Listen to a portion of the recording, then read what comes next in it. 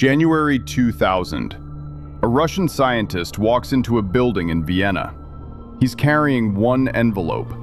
He doesn't meet anyone. He just slips it through a mail slot and walks away. And no one inside the CIA knew whether what he'd just done would protect the world or end it.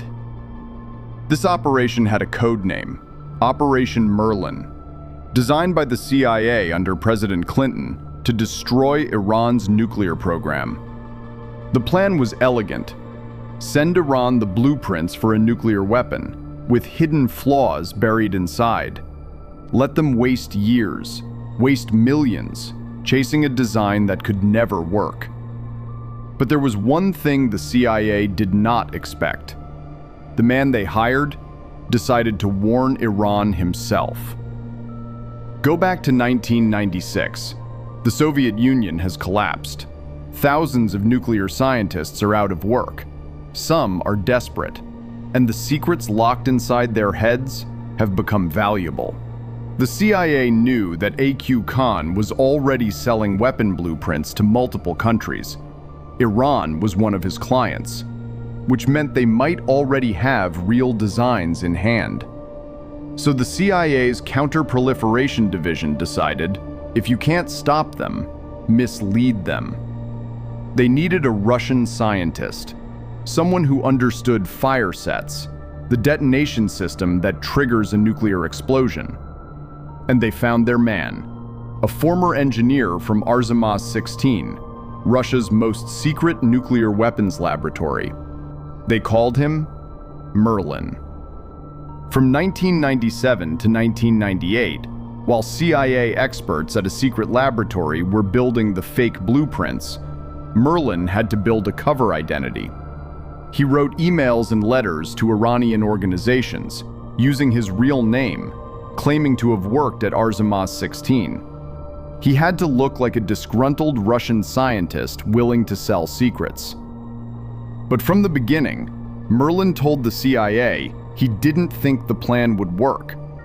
The blueprints they'd created had flaws that were too obvious for Iran scientists to miss. January 12, 2000. Merlin sits alone in a Vienna hotel room. He opens the envelope he's supposed to deliver, and once again, he sees the flaw. He calls his CIA handler, tells him the error is too obvious. The CIA tells him to proceed.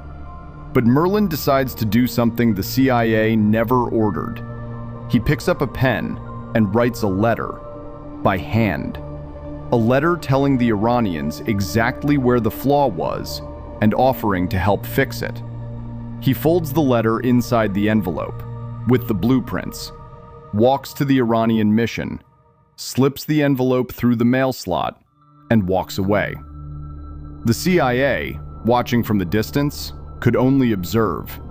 There was nothing left to do. What happened next remains one of the great unanswered questions of modern intelligence history.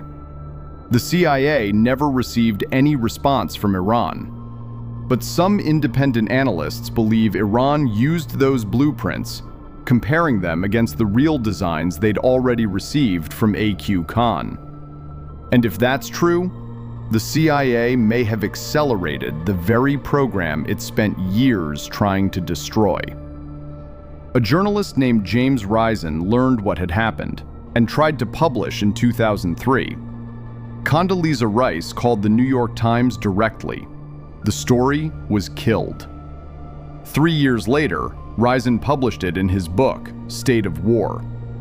Jeffrey Sterling, the case officer who warned the Senate that this operation was dangerous, went to prison. The men who designed the operation that may have backfired faced no charges at all. In 2015, the same year Sterling was convicted, Iran stood up at the IAEA and named Operation Merlin directly, calling it manufactured evidence. To this day, no one outside classified walls knows if those blueprints helped Iran. The evidence remains locked away. What we know for certain is this: an operation designed to protect the world may have done the opposite, And the man who tried to stop it spent 2 years in prison. So here's the question no one has answered. If Operation Merlin helped Iran, who is responsible?